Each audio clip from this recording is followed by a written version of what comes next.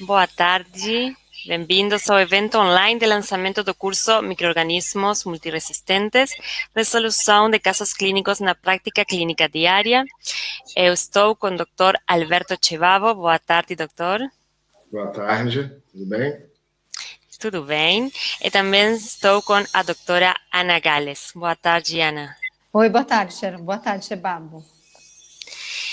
Bem, agora, se parece bem, a doutor Cevavo, você se pode apresentar brevemente? Bom, boa tarde, eu sou Alberto Cevavo, eu sou infectologista aqui no Rio de Janeiro, Brasil.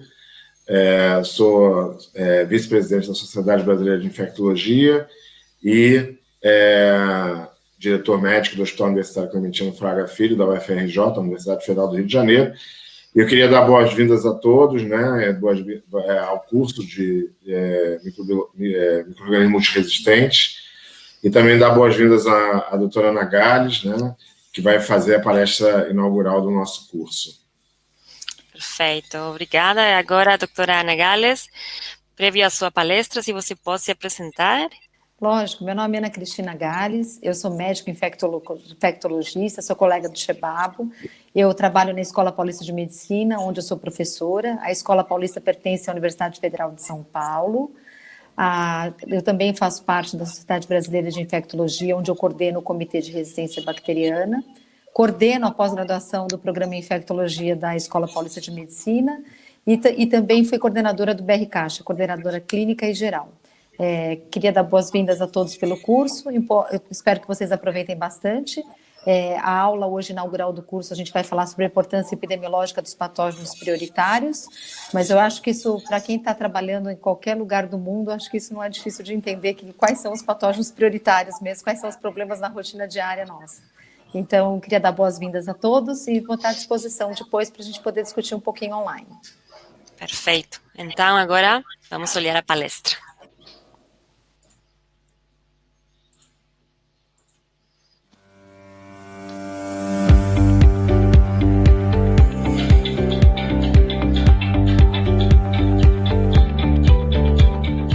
Olá, meu nome é Ana Cristina Gales, eu sou professora de infectologia na Escola Paulista de Medicina, Universidade Federal de São Paulo, e gostaria de dar boas-vindas a todos os participantes do curso, que é o curso que vai falar sobre micro-organismos multiresistentes, a discussão de casos clínicos na prática diária.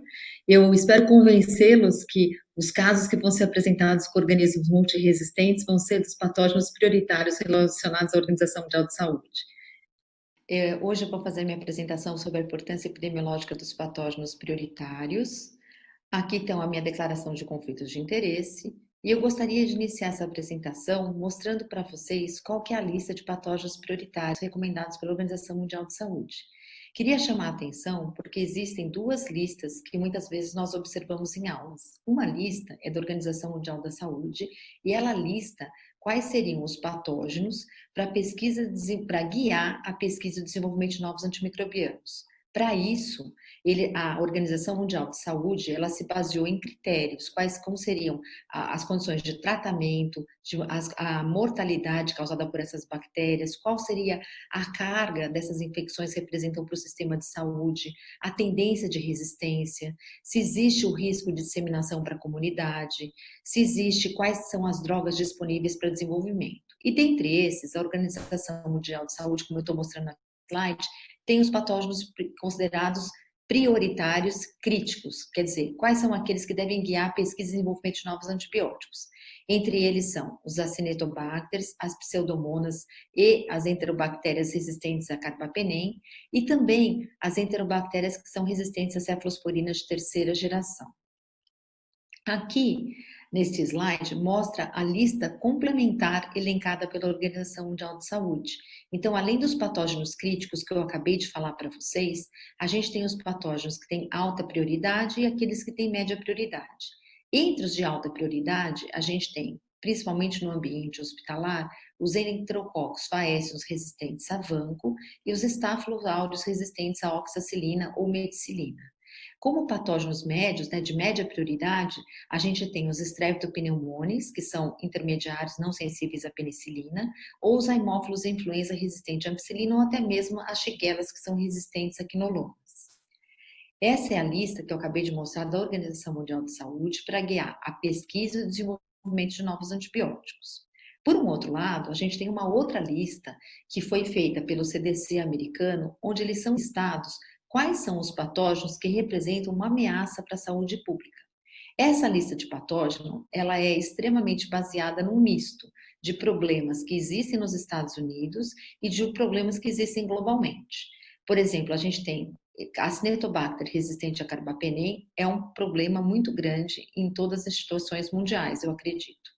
Candida auris, nem sempre em alguns países ainda não foi relatado Candida auris, mas ela constitui uma ameaça que é considerada, que requer uma ação urgente e agressiva porque elas são infecções de difícil tratamento. Clostridioides difficile, por exemplo, nem sempre é um patógeno importante, urgente, pelo menos para nós, por exemplo, no Brasil. Então, depende muito.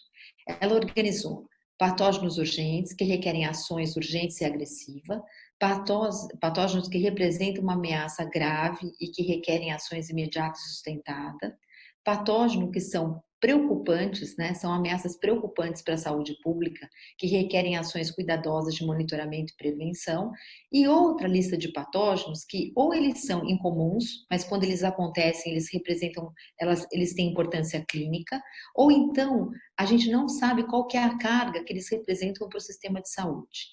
Então, entre eles, eu gostaria só de listar que, por exemplo, para eles, uma ameaça urgente seria o acineto resistente a carbapenem, mas não a pseudomonas resistente a carbapenem, nem as enterobactérias resistentes a carbapenem. Para eles, nesses casos, eles seriam ameaças graves, sérias, mas não urgentes. E isso eu acho que é um pouco diferente daquilo que a gente observa na América Latina. Só deixando claro, a gente tem fenótipos que são importantes e tem alguns fenótipos de resistência bacteriana que eles são importantes, tanto na comunidade quanto em hospitais, quando eles acontecem. Por exemplo, até uns anos atrás, a gente só tinha o Staphylo aureus resistente à oxacilina nos hospitais. Mas da década de 90 para cá, a gente passou a ter Staphylo aureus resistente à oxacilina. Então, esse fenótipo, ele é importante, mais importante no hospital, mas ele também está presente na comunidade. Por um outro lado, a Neisseria gonorrhoeae, resistente à ciprofloxacina e resistente à cefalosporina de terceira geração, ela é um fenótipo de resistência que está mais presente na comunidade e menos dentro dos hospitais. Então, a gente vai ter fenótipos que são mais comuns dentro do hospital ou dentro das instituições de saúde, que são as enterobactérias, as pseudomonas e os acinetos resistentes a carbapenem, por exemplo. A resistência à polimixina em enterobactérias. Existe também em cepas comunitárias, mas elas assumem uma importância maior naquelas cepas hospitalares de Klebsiella pneumoniae produtoras de KPC. Aqui é só uma ilustração para depois eu mostrar os dados da América Latina e a gente ter uma noção de como existe esse comportamento ao redor do mundo. Então, aqui está o mapa da Europa, a gente tem os relatos do ECDC, né, do CDC europeu, do ano de 2018 sobre isolados invasivos, e a gente consegue notar que quanto mais vermelho ou mais vinho está o mapa, maior é a frequência reportada. Então, quando eu tenho essa cor vinho bem escura, que, por exemplo, aqui no lado da Klebsiella está para a Itália, está para Portugal, isso significa que eu tenho a frequência de Klebsiella pneumoniae resistente à cefalosporina de terceira geração é muito maior, por exemplo, em Portugal, na Itália e na Grécia, e ela tem uma taxa maior do que aquela de E. coli. Isso eu acho que também é aplicável aos países latino-americanos, com exceção do México, que E. coli geralmente produtora de ISBL é mais comum do que Klebsiella pneumoniae. Aqui a gente tem a resistência a carbapenem.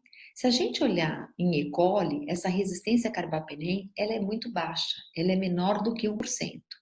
E por um outro lado, quando a gente olha em Klebsiella pneumoniae, essa taxa de resistência é maior do que 50 em Klebsiella pneumoniae na Grécia e ela fica entre 25 e 50 em países como a Itália. Então, essa frequência é muito importante, como está apresentado no mapa, notar que a epidemiologia varia de acordo com a localidade geográfica. Por um outro lado, quando a gente tem a resistência a carbapenêmico em isolados invasivos de acineto e pseudo, a gente olha pseudomonas, a gente tem a maioria dos países com uma cor laranja, que é em torno de 10 a 25% de taxa de resistência, com exceção da Península Escandinávia. e o Reino Unido, mas por um outro lado, quando a gente olha a Cinetobacter, vários países da Europa têm uma frequência de resistência a carbapenem maior do que 50%, mostrando que a resistência a carbapenêmico na Europa em Acinetobacter é um problema importante. Por um outro lado, os cocos gram-positivos, a gente vai ter, aqui a gente não tem um dado no relatório europeu sobre enterococo fecalis resistente à vancomicina. O que tem de dado no relatório europeu é o enterococo faecio resistente à vancomicina, e a gente observa que a maioria dos países europeus vai ter uma taxa que é entre 10% a 25%, principalmente o leste europeu, mas isso, desculpa, acima de 25%, entre 25% e 50%, mas isso varia de país para país.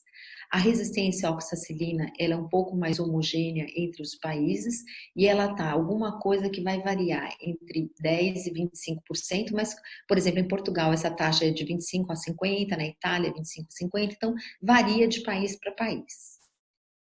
Esse é só para mostrar, é o último relatório da rede, né, da National Healthcare Safety Network americana, de 2015 a 2017, e aqui eu estou mostrando para você qual foi a distribuição da ordem de patógenos divididos, né, que são patógenos de infecção de corrente sanguínea associada à infecção de catéter venoso central em pacientes que estão hospitalizados em enfermarias, em hospitais, em unidades de oncologia e em nursing homes ou eles chamam long-term facilities. O que a gente pode ver é que a frequência desses patógenos varia de acordo com a localidade do hospital. Eu aqui coloquei em vermelho a frequência nas unidades de terapia intensiva para a gente poder fazer um comparativo com os dados depois da América Latina. Então, se a gente olhar na UTI, estafilocoagulase negativa é o primeiro, Candida albicans é o segundo e Staphylo aureus é o terceiro. Então, isso representa uma mudança muito importante que é diferente da epidemiologia que a gente tem na América Latina. Né? A gente não tem essa importância tão grande para Cândida e nem para Staphylo aureus sim, mas para Cândida é muito menor a frequência. Aqui é só também para a gente ter uma ideia de quais são as taxas de resistência entre esses fenótipos que a gente pode observar nesse mesmo trabalho que apresentou os dados de 2015 a 2017. Então, a gente vê que a taxa de isolados não sensíveis à oxacilina e estáfilo é 53%, que a resistência à vancomicina é muito mais importante em enterococo faecio do que em enterococos fecalis, que a taxa de resistência a séculos de terceira geração entre E. coli, Klebsiella e Enterobacter é menor que na América Latina. Aqui, como você mostra, se vocês olharem a resistência a cefalosporina de terceira geração, a frequência em Escherichia coli é discretamente superior àquela de Klebsiella pneumoniae. Eu só gostaria de chamar a atenção da taxa de resistência a carbapenêmico em Klebsiella pneumoniae. E aqui está 8,4% de isolados não sensíveis aos carbapenêmicos. Lembrando que a KPC ela foi detectada pela primeira vez em 2001 na Carolina do Norte, né, numa paciente que tinha sido hospitalizada em 1996. Então, a KPC surgiu lá, mas a taxa de resistência hoje em dia carbapenêmico é muito menor, porque mostra a importância da implementação das medidas de controle de infecção hospitalar. Aqui eu deixei num slide separado, porque ficou muito difícil de eu colocar essas referências em todos os dados que eu vou apresentar agora. Quando eu tentei selecionar os dados para apresentação, eu tentei usar dados que estavam disponíveis no site do Ministério da Saúde de cada país. Então, eu não utilizei dados para esse mapa das taxas de frequência apresentados por estudos de vigilância baseado no laboratório. Eu tentei me basear num dado nacional. Gostaria de chamar a atenção que a gente não pode comparar essas taxas de resistência, porque o critério de inclusão é diferente, o número de centros participantes é diferente. Teve países que coletaram dados só de UTI, de terapia intensiva, teve outros que coletaram geral. O número de isolados testados variou muito. Então, tem país, por exemplo, que coletou dado epidemiológico de 1.000 amostras, mas testou só 100. Então, não dá para a gente ter uma certeza. O período de coleta variou, por exemplo, eu vou estar trazendo dado da Colômbia de 2018, da Argentina de 2018, mas o dado do Chile e do Brasil é de 2017. Então, isso vai variar. Outra coisa que varia também é a metodologia empregada na avaliação do teste de sensibilidade.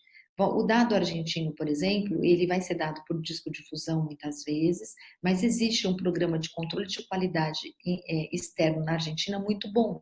Então, esses dados são, apesar de serem discodifusão, muitas vezes eles são mais fidedignos. Por um outro lado, por exemplo, no Brasil, quando a gente tem a taxa de resistência reportada pela Anvisa, é a taxa que os centros, os serviços de controle de infecção hospitalar de cada unidade de saúde reportaram para a Anvisa.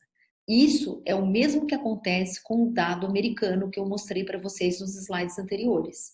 Então, eles também reportam os dados que os hospitais passam para eles, que os laboratórios passaram.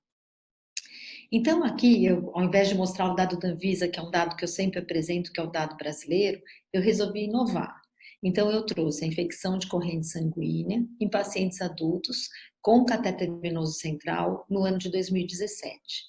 Esse dado é o dado do Ministério da Saúde do Chile, e você mostra que os isolados representaram em frequência, Staphylo aureus foi o primeiro patógeno, Klebsiella pneumoniae foi o segundo, Staphylo epidermidis foi o terceiro, Pseudomonas foi o quarto e Cândida foi o quinto.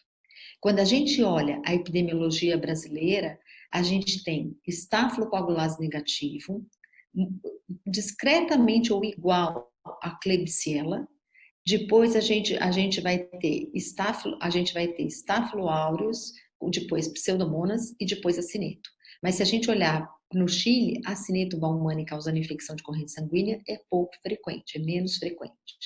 Aqui nesse lado, eu estou mostrando quais são os agentes etiológicos isolados de pacientes com pneumonia associada à ventilação mecânica, para mostrar que dependendo do sítio de infecção, o patógeno também varia, que isso é um conceito que a gente já sabe, mas eu só estou exemplificando para vocês. Quando a gente olha a pneumonia associada à ventilação mecânica, o agente etiológico Pseudomonas é o primeiro agente, seguido de Staphylo aureus e de Klebsiella pneumoniae. E aí o Acinetobacter baumannii, que aqui ele estava mais ou menos em sétimo, oitavo lugar, ele passa a ser o quarto patógeno mais importante.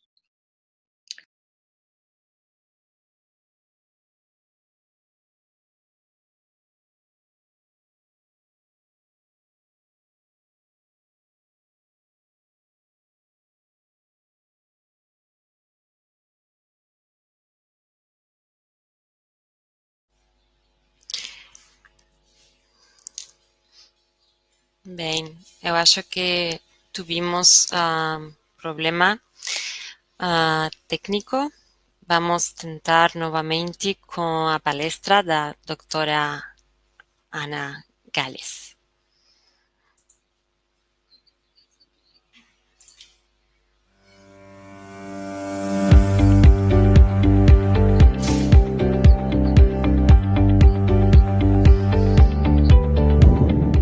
Olá, meu nome é Ana Cristina Gales, eu sou professora de infectologia na Escola Paulista de Medicina, Universidade Federal de São Paulo, e gostaria de dar boas-vindas a todos os participantes do curso, que é o curso que vai falar sobre micro-organismos multiresistentes, a discussão de casos clínicos na prática diária.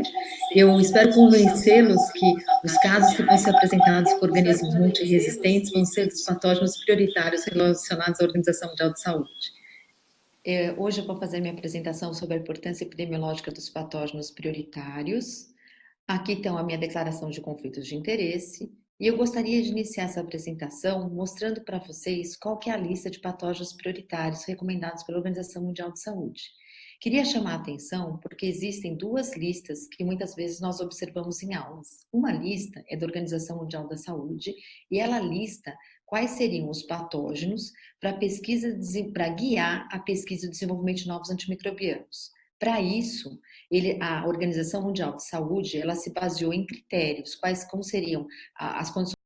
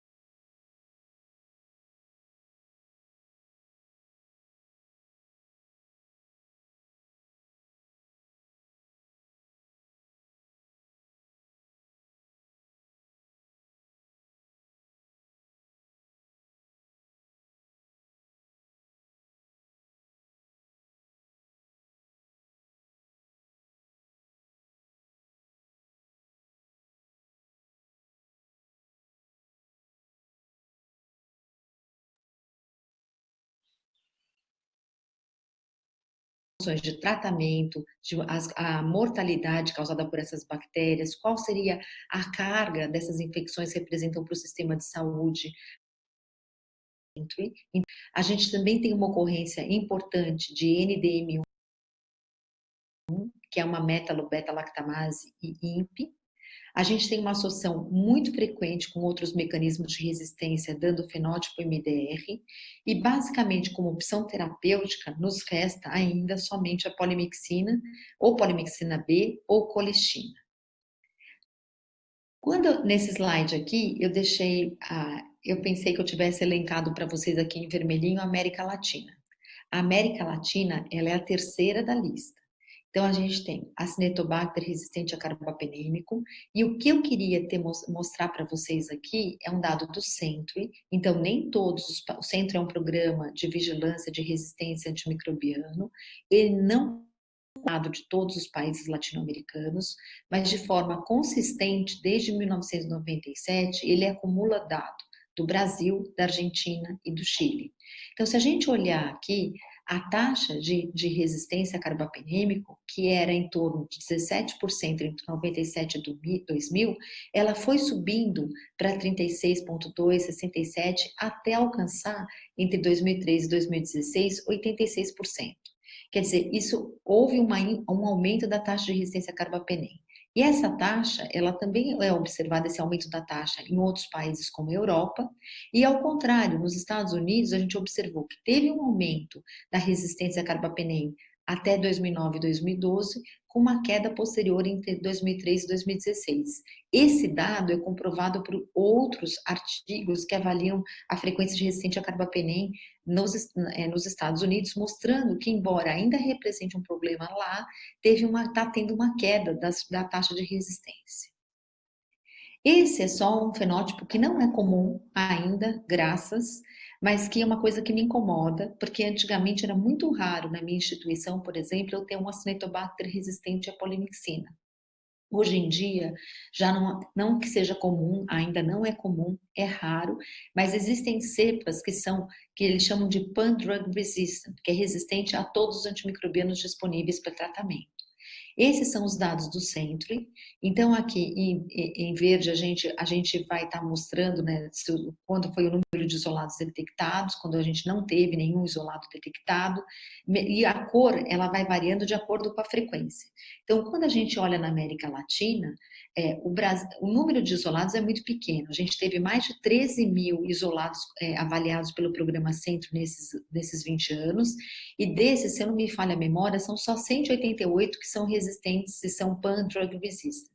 Desses 188 ou 180, que agora não me lembro o exato número, você vai ter a ocorrência de isolados que são resistentes a tudo. Desses 188, no Brasil a gente teve 1,4%.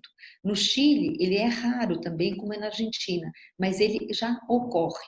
Então, é só para lembrar isso. Lembrando que a maior taxa aqui reportada foi na Itália, mas porque teve um surto nesse local que era causado por um acinito que era resistente à polimixina. Então, o mais do que importante do que reportar a frequência é reportar que existe a ocorrência já de Acinetobacter resistente a todas as drogas disponíveis comercialmente. Em relação à Pseudomonas aeruginosa, a taxa de resistência a carbapenem também é alta na América Latina, ela varia entre os países e a epidemiologia também varia. Por exemplo, a produção de carbapenamase é um mecanismo muito importante.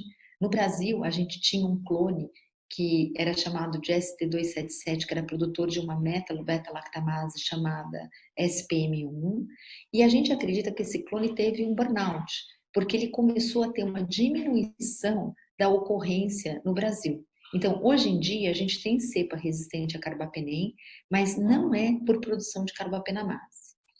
A produção de metalobeta-lactamase, além da SPM1, ela também é reportada. Então, a gente tem INPE no Brasil, a gente tem VIN no Brasil, no Chile e na Argentina. Uma coisa interessante, a gente tem KPC2 no Brasil em Pseudomonas aeruginosa, mas ela é muito menos frequente do que aquela reportada no Chile e na Colômbia. Por exemplo, então, no Chile, a KPC em Pseudomonas representa um problema muito maior do que aquele no Brasil, por exemplo. A gente tem outras carbapenamases de classe A gente tem G5 na Argentina, no Brasil, no México, G19 e 20 no México, lembrando que 19 é uma ISBL, mas G20 é uma carbapenamase. E lembrar que a bactéria, ela não tem um mecanismo de resistência, ela tem vários mecanismos de resistência associados.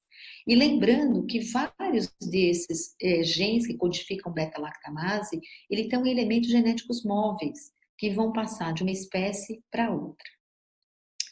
Esse é só um exemplo que eu gostaria de mostrar para vocês, também é o dado do centro, lembrando que a gente não tem dado para todos os países da América Latina, mas aqui nas cores que a gente tem, a América Latina, ela está num azul mais escuro, quando a gente olha, a gente tem uma taxa de resistência a carbapenem com fenótipo MDR mais ou menos constante na América Latina, que era em torno de 40%.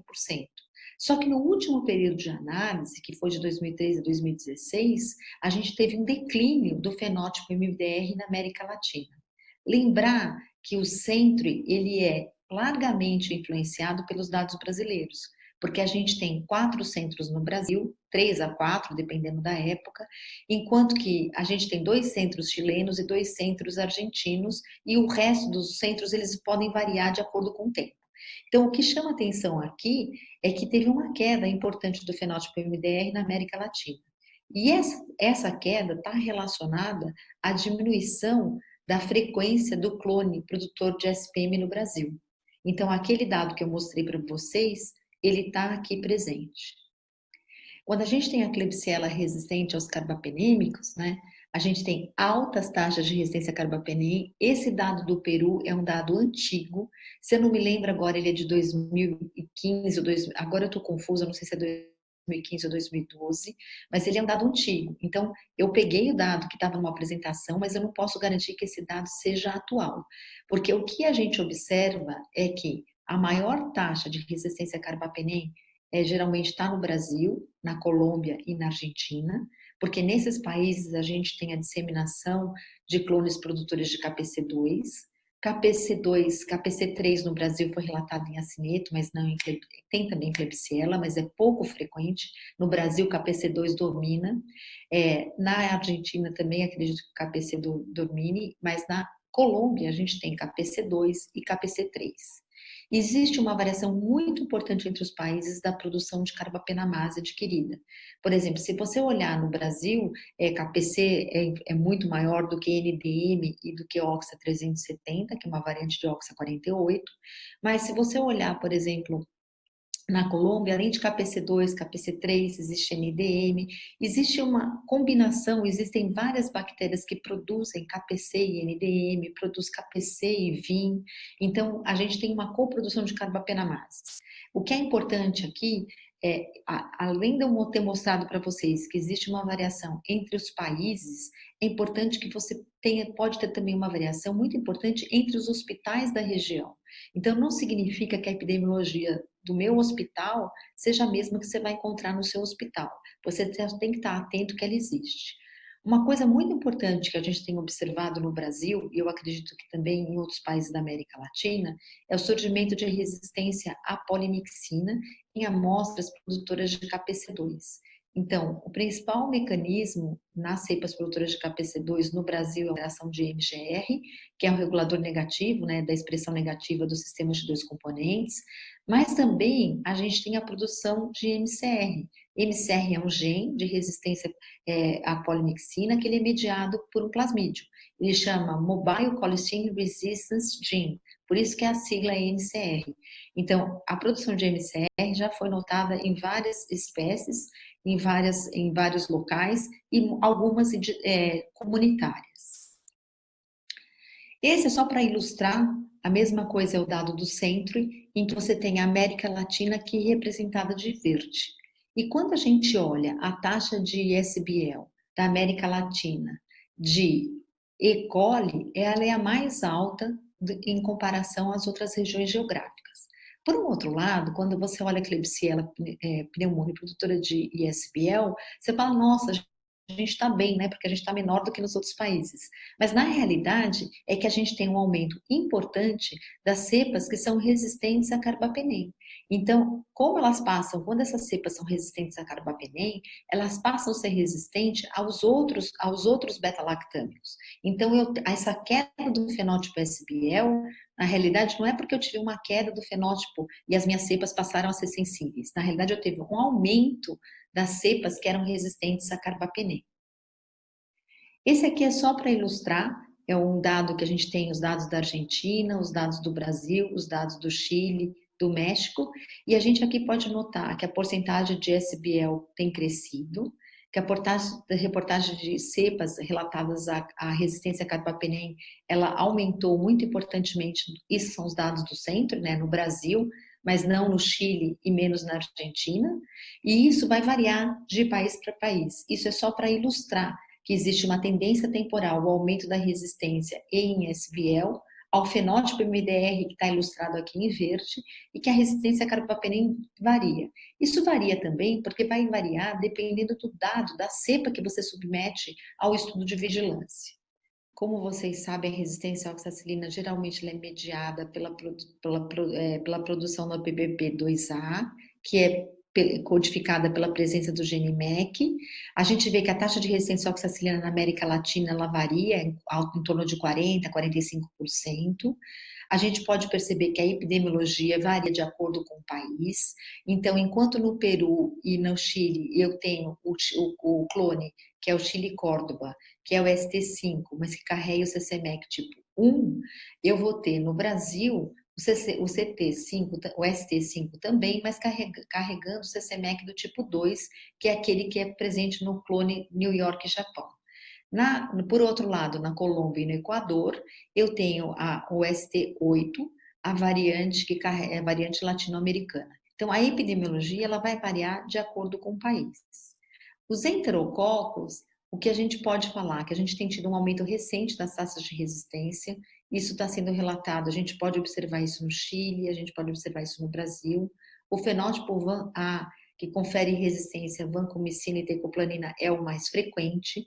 E tem um estudo muito interessante, que foi recentemente publicado pelo grupo da Lorena Dias e do César Arias, em que eles mostram que a presença do clone de Enterococcus faecio resistente à vancomicina na América Latina, ele teve múltiplas entradas na América Latina, foram introduzidas várias linhagens e que circulam.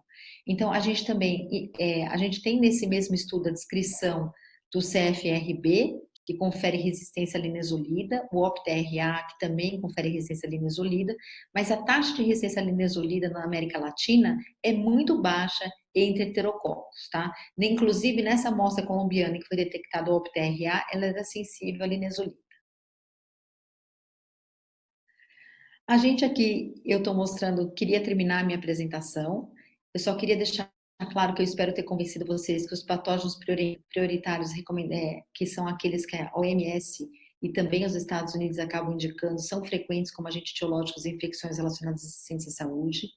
Geralmente essas cepas que carregam genes de resistência, elas são multiresistentes porque elas carregam múltiplos mecanismos de resistência. O cenário é muito complexo e varia com a presença do mecanismo de resistência de acordo com a epidemiologia local. Então, o que eu citei aqui para vocês foi só uma breve menção do que acontece na América Latina, porque eu não queria ficar falando várias enzimas para não deixar vocês atrapalhados, e que essas opções geralmente são limitadas.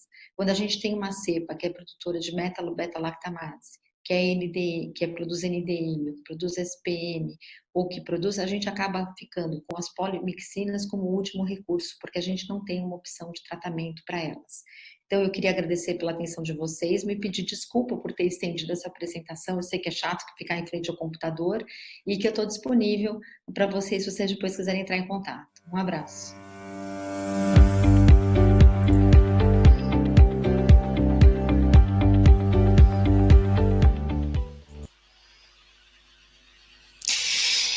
Muito bom. A palestra estuvo ótima. Agora, a doutora Ana Gales, você está escutando?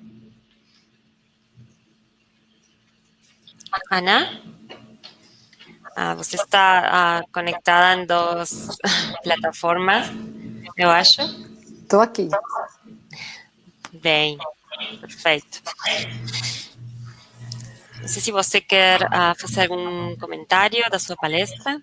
Eu quero fazer um comentário, pedir desculpas pelo erro de português horroroso que eu vi a crase em frente a carbapenêmicos. Carbapenêmicos é uma palavra masculina, não tem crase. Eu paguei a minha língua agora, porque isso é uma coisa que eu presto muita atenção e eu acho que eu copiei, colei os slides e levei esse erro. Então, eu queria pedir desculpas. Eu espero, acho que assim, eu falei milhares de vezes que eu acho que é muito importante quando a gente tem um mecanismo de resistência, o que conta é a epidemiologia local. Então, assim, quem para atender os pacientes com infecção... Acho que você tem outro dispositivo, então... Não, eu já apaguei o microfone. Vocês estão me ouvindo mesmo assim? Estamos. E agora?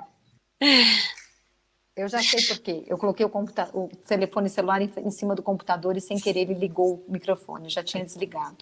Então, assim, o que eu falei 1000 vezes na aula, e eu acho que a coisa mais importante é para levar em consideração é a epidemiologia local. Porque, de repente, eu estou pintando um cenário que é ruim, porque eu também trabalho num hospital público, que é um hospital de ensino, e a gente atende pacientes de alta complexidade, então as taxas de resistência nossas são mais altas do que aqueles hospitais que atendem pacientes comunitários. Então, o importante é que você leve em consideração a sua epidemiologia local. Estou à disposição se alguém quer fazer alguma pergunta ou quer fazer algum comentário, eu estou aqui. Bem, é agora o momento de fazer as suas perguntas, comentários, é o momento de que possa interagir com especialistas. Não sei, Dr. Cevabo, se você quer fazer algum comentário. Não, eu só queria primeiro parabenizar a Ana pela aula e dizer que realmente esse cenário, né, de multiresistência que, de uma forma geral, na América Latina é um cenário bastante preocupante, né, principalmente nas bactérias gram-negativas, e a gente tem visto esse cenário se repetindo em outros países, inclusive na Europa, né, em algumas regiões da Europa, e essa é uma preocupação que a gente tem em relação à capacidade que a gente tem de tratar hoje infecções graves com esse cenário de resistência tão elevado, né? Então, e principalmente para gram-negativo, né? Como a Ana mostrou, né? A diversidade de enzimas agora cada vez maior, tanto em não fermentadores quanto para as enterobacteriais, né? Quer dizer, uma diversidade de resistência muito elevada, inclusive para os novos antibióticos. A gente vai ver durante o curso, né, toda a dificuldade que a gente tem hoje para tratar esses pacientes, mesmo com a chegada dos novos antibióticos. Muito bem. A Isabela fez uma pergunta, Xena, eu só vou perguntar ela aqui. A Isabela perguntou como é o cenário de Staphylococcus resistente na comunidade. Eu acho que esse Staphylococcus resistente na comunidade, acho que o Cevabo pode até falar melhor do que eu, porque ele tem mais experiência no Rio de Janeiro, eles têm uma taxa de frequência de Staphylococcus resistente à oxacilina maior do que nós em São Paulo. Eu desconheço qualquer estudo brasileiro que tenha assim, ou mesmo latino. Tem estudos que tentam avaliar qual a importância do Staphylococcus resistente na oxacilina, tem um estudo argentino muito bom, mas no Brasil eu desconheço algum que pegue de uma maneira dados epidemiológicos e dados microbiológicos que seja bom. No Brasil, ele é muito importante no Rio de Janeiro e no Rio Grande do Sul. Eu desconheço a taxa local. Eu posso afirmar para vocês que ele existe. Na nossa prática diária em São Paulo, a gente vê alguns casos, mas não é comum. Mas eu não sei dizer para vocês uma taxa. Tem um trabalho agora que a gente está fazendo na Escola Paulista, que na realidade é o professor Carlos Riff que está coordenando, mas eu não tenho. Eu gostaria de falar para vocês: olha, a taxa de resistência à oxacilina na comunidade é 5%, é 10%, mas eu não tenho essa informação para dar. Se o Cevabo quiser complementar, porque no Rio, né, você tem bastante, né, Cevabo? Se você quiser complementar. Tem, historicamente, né, o Rio de Janeiro foi o primeiro local onde a gente teve essa presença do Staphylococcus aureus resistente à oxacilina na comunidade, né? E a taxa no Rio de Janeiro ela está estável, né? A gente vê isso. A gente tem muito pouco dado publicado. A gente tem algumas séries de casos, né? E principalmente alguns estudos de prevalência em alguns grupos, por exemplo, em criança e tal. E a gente tem alguns dados também na Bahia, né? Aqui no Brasil, basicamente, Rio de Janeiro, Rio Grande do Sul, Bahia, se eu não me engano, tem um dado do Espírito Santo. A gente não tem um percentual médio, porque esse trabalho, a gente não tem esse dado, mas o que a gente tem visto, principalmente em crianças, né, quadros de sepsis, pneumonia, eventualmente celulite, causado por esses estáfilos resistentes à oxacilina, em crianças que não têm nenhum fator de risco para estáfilo MRSA, né, e que apresentam, às vezes, chegam no hospital com essa resistência. Ela não vem aumentando, ela está estabilizada. Eu acho que essa taxa na comunidade aqui no Rio de Janeiro, ela fica em torno de 10% dos estáfilos, é mais ou menos o número que a gente tem aqui. Ela não vem aumentando, ela é estável, mas eventualmente a gente vê essa sensibilidade, essa resistência aparecendo. Estou vendo aqui uma pergunta perguntando sobre o perfil do CA-MARSA, né? Na grande maioria das vezes ele tem sensibilidade a sulfa, né? A combinação de sulfametoxazol com timetoprim, e também as tetraciclinas, de uma forma geral, e uma sensibilidade variável, né? A clindamicina e as quinolonas, né? Variável porque frequentemente você já tem relato de resistência demonstrado nessas cepas por associação, que na realidade o CA-MARSA, né, o CA-MARSA comunitário, né, ele não tem no gene dele, né, a resistência associada a esses outros antibióticos. Porém, né, por mutações outras, né, você acaba associando esses mecanismos de resistência muito facilmente. Mas a sensibilidade à sulfa, ela se mantém estável. Então tá, posso só seguir aqui as perguntas, que eu fiquei estressada, que a gente só tem 15 minutos e tem mais pergunta. Então ó, a Fabiana perguntou qual seria a opção terapêutica para cineto resistente à polimixina. Eu gostaria, Fabiana, a gente tem nos Estados Unidos, acabou de ser aprovado para infecção do trato urinário complicado, o cefiderocol, que seria uma cefalosporina que utiliza o canal de ferro para entrada na célula. O cefiderocol poderia ser uma opção terapêutica. No Brasil, a gente não tem nenhuma droga provada que tenha atividade para Acinetobacter, resistente a poli. Então, quando a gente tem um caso de resistência à polimixina, a gente acaba associando medicamentos na tentativa de buscar por uma coisa sinérgica. A gente também tem uma boa sensibilidade à minociclina, então, mas a gente não tem disponível no Brasil minociclina EV, mas a gente tem uma boa sensibilidade, mas também depende da MIC, né? A gente consegue atingir a metafarmacodinâmica se a gente tem a MIC até 2, 4. Então, assim, é muito difícil a gente ter uma opção terapêutica. Então, a gente acaba associando o medicamento na tentativa de ter uma boa cobertura. E eu acho que era isso que eu tenho para falar. Bem, quer falar, Sharon? Temos outra pergunta de Ana Cláudia. Ela diz: a maioria dos hospitais usa uma automatização para resistência à polimixina. Isso não pode maquiar um pouco a nossa resistência por não ser um método tão fidedigno? Ana Cláudia, eu concordo com você, a automação não deve ser utilizada para predizer a sensibilidade à polimixina. A gente sabe, tanto o CLSI quanto o EUCAST e o BRCAST recomendam a utilização da microdiluição em caldo. Então, assim, não é para utilizar o teste de sensibilidade pelo método automatizado. Isso você não está respaldada nem pelo fabricante. Então, assim, quando eu citei aqueles estudos, que ali a gente testou por microdiluição em caldo. É um problema, a gente precisar da microdiluição em caldo. Existem algumas alternativas, que é o teste da gota, que foi o Pasteur padronizou na Argentina. A gente tem algumas alternativas, mas é um problema. Mas não deve levar em consideração a automação. Bem, temos... se você, Thibaut, quer dizer algo, você simplesmente me avisa. Tá. Bem... Então, Stephanie Garcia diz: enterobactérias com resistência total aos aminoglicósidos, mediada por metiltransferases, ainda não são consideradas de muita relevância do ponto de vista epidemiológico? Na realidade, elas têm relevância epidemiológica, porque se você tem uma bactéria que produz, né, como uma metilase, você perde com opção terapêutica todos os aminoglicosídeos, inclusive a plasmicina. é que muitas vezes os aminoglicosídeos, nós brasileiros prescrevemos muito aminoglicosídeos, mas nem todo mundo prescreve. Então, eu considero que para nós teria uma importância epidemiológica local muito importante, mas assim, não dá para, pela OMS isso não é considerado como se fosse um patógeno prioritário.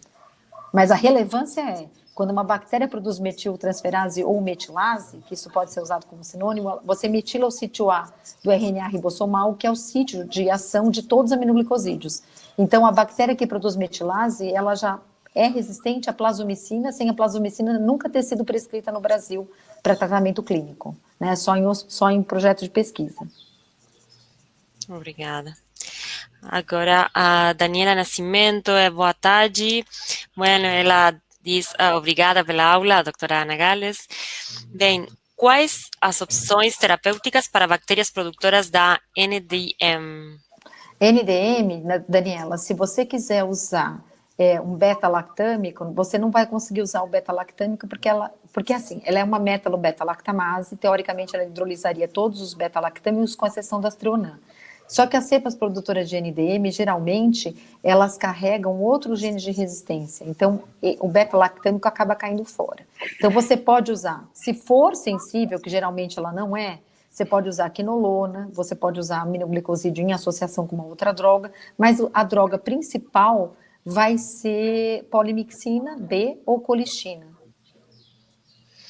Bem, agora também com a polimixina, Elisângela diz, estamos utilizando nossa instituição um kit comercial para MIC em microdilusão em caldo para polimixina. Qual a sua experiência? Olha, eu não vou falar a marca, tem um kit comercial de determinação de polimixina que é comercializado no Brasil, mas ele não teve uma boa performance. Então, assim, ele não é...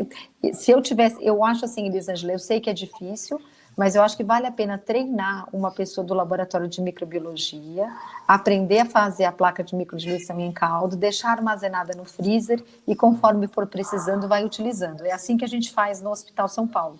A gente faz um mutirão, às vezes falta, quando a gente trabalha no hospital público é difícil, porque às vezes falta placa, quando não falta placa, a pessoa que faz a microdiluição adoece, não tem outra para repor, mas a gente tenta fazer um mutirão e deixar as placas estocadas para que quando precise, a gente utilize. E outra coisa importante se você vai definir, usar qualquer método comercial, o importante é você validar dentro do seu laboratório, fazer todas as validações e ver se passa na validação, porque o fato de ser um kit comercial, né, que teoricamente já foi validado pelo fabricante, ele precisa ser validado internamente, precisa ver se ele vai dar a resposta que está lá na guia, na bula do método, né, do meio. Então é importante essa validação interna dentro do laboratório também. Então, Sharon, posso ler a outra pergunta? Sim, nós estamos... A Ângela, acho que agora era a pergunta da Ângela, né? Porque foi a Elisângela, agora a pergunta da Ângela, ela fala Sim. Eu estou com 2 cepas de Pseudomonas aeruginosa, produtoras de KPC e resistentes a casave. Os trabalhos que li associam essa resistência à superprodução de KPC3. Vocês conhecem algum trabalho que associa essa resistência à alteração nas porinas ou bomba de fluxo? Eu conheço, Ângela, em Klebsiella. E em Pseudomonas eu não me lembro de ter lido nada a respeito. Eu lembro de ter lido que a deficiência da OMPK36 interfere na MIC para casave, né? E a outra coisa, a gente também tem bomba de efluxo, que também pode interferir para Ceftazidima avibactam.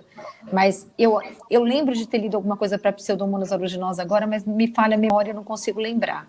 Agora, assim, cuidado com a resistência a casave, porque muitas vezes aconteceu uma experiência comigo, Ângela, que eu não consegui o avibactam, né, que era o sal puro da AstraZeneca na época, depois da Pfizer. Eu importei um sal que eu comprei de um fabricante, que era nos Estados Unidos, o sal chegou no Brasil. Quando eu fiz a minha microdiluição, eu tinha várias cepas que tinham MIC de 8 e 16, aí as minhas cepas foram para os Estados Unidos, quando chegaram lá, a MIC era 2. Então, provavelmente, o que aconteceu é que teve perda da potência do sal que eu recebi.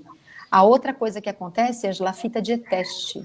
Então, você tem que ter certeza que a fita, que não é e-teste, né? Geralmente, eu esqueço como é que é a marca. Não vamos falar marca também comercial, que não podemos, mas tem uma outra marca que também altera a MIC, né? Então, assim, confirma essa resistência e confirma se essas cepas não tem outra carbapenamase associada, porque aí a KPC seria inibida pelo avibactam, mas a metalobeta-lactamase não seria inibida. Bem. Eu sumi, né? Minha fotografia não apareceu, mas eu não sei porquê, eu não fiz nada de diferente, Sharon, eu estou aqui. Não, estou ouvindo perfeitamente, mas não logro olhar você, mas não tem problema. Bem, agora temos a pergunta de Camila. Ela diz, primeiramente, obrigada pela aula. Vocês têm percebido aumento de bactérias multiresistentes após o início da pandemia nos hospitais onde vocês trabalham? Camila, onde você trabalha? Me responde pelo chat. Eu respondo que eu acho que o Vitor está assistindo a aula, né? A gente tem visto nos pacientes com Covid, a gente tem visto que eles ficam, às vezes, permanecem na UTI por período prolongado, a gente tem visto um aumento das KPCs e dos acinetos. É exatamente o que a gente tem visto no Hospital São Paulo. E a gente tem visto... Não sei no Rio, vocês têm visto, Chebabo? Sim, a gente está com um aumento importante em vários hospitais, né? Acho que um dos problemas é que as pessoas elas estão muito preocupadas em se proteger e esquecem da questão da disseminação, de higienização das mãos adequadas. Na realidade, não é nem das mãos, porque elas estão enluvadas. Então, acho que talvez até essa questão da utilização da luva, né, como uma forma de proteção o tempo inteiro, né, dentro da corte, ela faz com que as pessoas relaxe um pouco na questão da transmissão cruzada do micro-organismo. A gente teve introdução lá no hospital universitário, por exemplo, da FRJ, de cepas que a gente já não tinha relato, né? A gente está com surto de ERC, né? De enterobactérias resistentes a carrapenêmicos, inclusive com introdução de cepas produtoras de OXA48, que a gente não tinha, perfil completamente diferente do que a gente tinha no hospital, Acinetobacter, que também a gente raramente tinha. E a gente agora está trabalhando em cima de treinamento para o pessoal, mas a dificuldade de tratamento é muito grande, né? Para tratar algumas dessas cepas, a gente teve, inclusive, cepas resistentes também à polimixina. A gente lá no hospital tem a ceftazidima com avibactam, em algumas cepas a gente conseguiu utilizar, mas inclusive tiveram algumas cepas com resistência também à ceftazidima com avibactam, e a gente acaba fazendo terapia combinada, né, para tentar de alguma forma tratar aquela infecção. Não sei se vocês têm visto isso também, né? Aí em São Paulo. Temos visto isso. Na realidade, a Camila me respondeu, Chebabo, ela falou que ela é de Brasília, então essa realidade que eu estou vendo em São Paulo, você está vendo no Rio, ela está vendo no Distrito Federal, então é uma coisa deve ser uma coisa... A gente está começando um estudo no Hospital São Paulo para a gente ter uma taxa, né? Porque a gente tem uma impressão e a gente quer ter um número. Então, a gente vai começar a avaliar isso agora. A Gorete, oi Gorete, aliás, eu vi vários, Gorete, o Alexandre. Gorete, ela perguntou, nos casos de Klebsiella NDM, vocês têm usado ceftazidima avibactam mais Astreonan? Faz o teste de sinergismo in vitro? Na realidade, Gorete, eu vejo várias pessoas prescrevendo Astreonan, ceftazidima avibactam. Eu, pessoalmente, não faço isso, porque eu não tenho ceftazidima avibactam no meu hospital. Eu tive para o acesso expandido, mas eu não tenho para rotina. A gente tem em algumas unidades do Hospital São Paulo, como TMO, tem ceftazidima avibactam, mas para as outras não tem em todas as unidades do hospital. Então, mas eu faria o teste de sinergismo in vitro, com certeza, se você fosse usar, tá? A gente está ávido pelo Astreonan avibactam, vamos ver o que vai acontecer, mas eu tenho visto bastante pessoas tentarem associar o Astreonan com o ceftazidima avibactam. Nicole, eu queria ter uma fórmula mágica para dizer qual é o tratamento para acineta resistente a poli, mas eu não tenho. O que a gente acaba fazendo na prática diária é a associação. Aliás, eu estou ávida para... Eu brinquei com o pessoal ontem no laboratório e falei que o próximo aluno vai fazer teste de sinergismo para KPC, resistente a poli, né? E para acineto resistente a poli, porque isso é uma preocupação. Alexandre, o que você está vendo no Espírito Santo é a mesma coisa que a gente está vendo em São Paulo, né? E está vendo a gente já sabe agora, ó, no Rio, São Paulo, Brasília e Vitória. Alexandre, responde para mim se você não está em Vitória, você está do lado? Depois me falaram que eu não lembro agora se você está em Vitória mesmo. A Nicole também diz que a acineto é um problema em Araçatuba. Oi, Valério, no HC de Porto Alegre, né? Eles estão notando um aumento grande de acineto. Então, ó, a gente está vendo isso quase o Brasil inteiro. Damares, a aula está gravada, não está? ô Sharon? Sim, está gravada. A aula fica gravada e depois eu vou mandar a correção para a Sharon colocar a aula certa, sem o erro da crase. Essa coisa, assim, são esses pacientes, né, de Covid são pacientes muito graves, né, pacientes muito difíceis de serem manipulados, numa estrutura de CTI normalmente também muito complicada, né, vários hospitais tiveram que ampliar a equipe médica e de enfermagem, de fisioterapeuta, que na realidade a equipe de saúde, de uma forma geral, de forma a aumentar a capacidade de atendimento para pacientes com Covid, e aí teve contratação temporária, pessoas novas trabalhando dentro dos hospitais, e desestruturou toda a rotina desses hospitais, e além disso, você tem um CTI com todos os pacientes muito graves, né?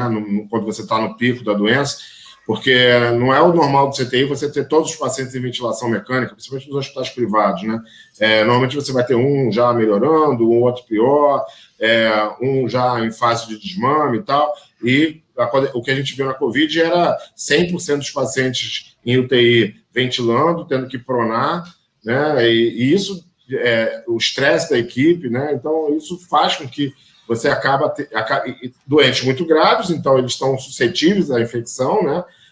Infecções secundárias, e também fazendo com que o estresse da própria equipe dificulte toda essa questão dos cuidados de controle de infecção, de disseminação de micro-organismos dentro da unidade.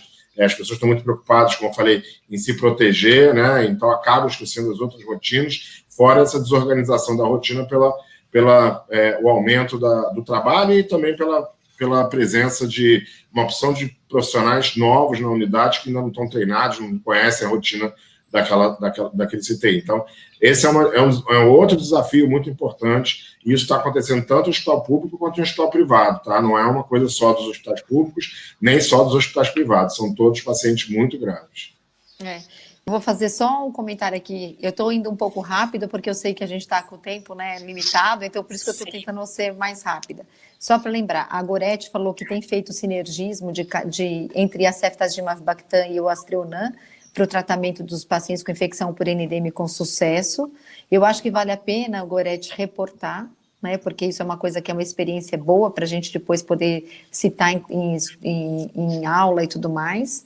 O Alexandre me respondeu que ele trabalha, que essa problemática que eles têm observado lá são nos hospitais da Grande Vitória, então que a situação é a mesma.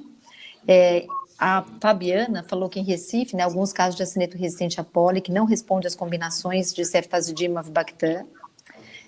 Isso é uma coisa que provavelmente não vai responder mesmo, Fabiana, porque assim, quando a gente tem ceftazidime-avibactam, ele tem atividade contra OXA48, porque a OXA48, na realidade, não hidrolisa ceftazidima. Então, o avibactam tem um papel menor. Agora, quando a gente tem acineto, o principal mecanismo de resistência é OXA23, é OXA143, 72, que o avibactam não inibe. Então, a gente tem problema, porque não vai ter uma boa... Eu, pelo menos, não esperaria uma boa resposta ao ceftazidime-avibactam. Tá?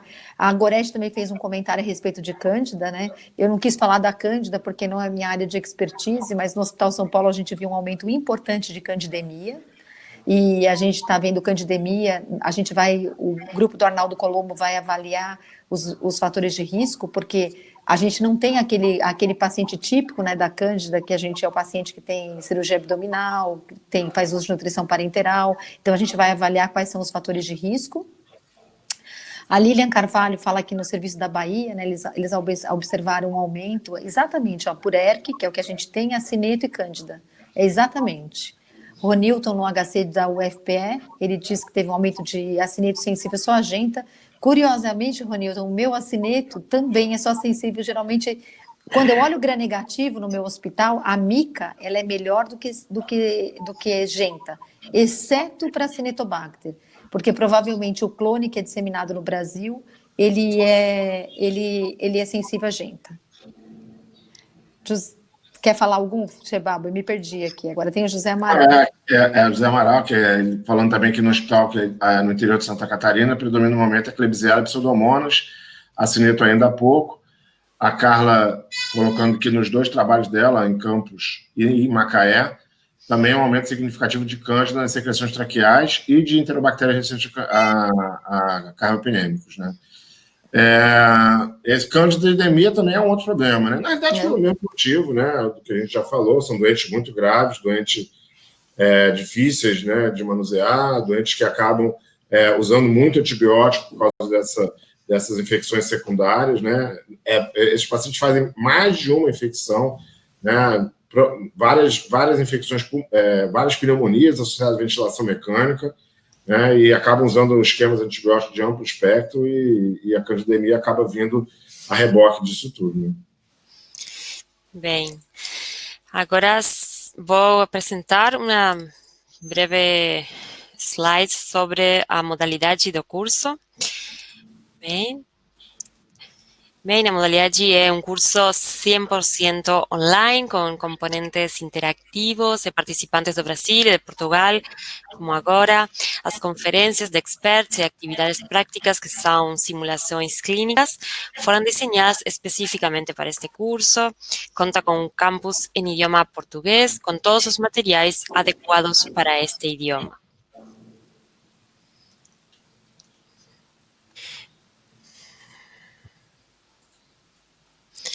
Bem, são 8 semanas de duração, começou hoje, até 30 de setembro, a participação é assincrônica, e a dedicação esperada são mínimo 4 horas por semana.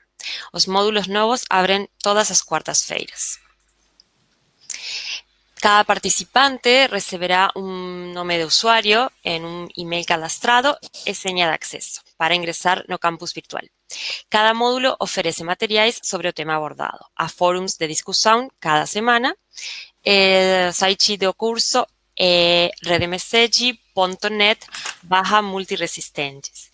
Também conta com acesso, com assistência remota no e-mail cursos@evimeg.net. Bem, você pode obter um certificado de aprovação ou a constância de participação que serão emitidos pelas autoridades acadêmicas com respaldo das instituições organizadoras e incluem link verificável. As inscrições estarão abertas até o dia 18 de agosto. Você pode inscrever-se ainda. Bem, pode ser na web redmc.net/multiresistentes. Em caso de dúvidas, pode escrever para cursos@evimeg.net. As formas de pagamento são cartões de débito, cartões de crédito e boleto bancário.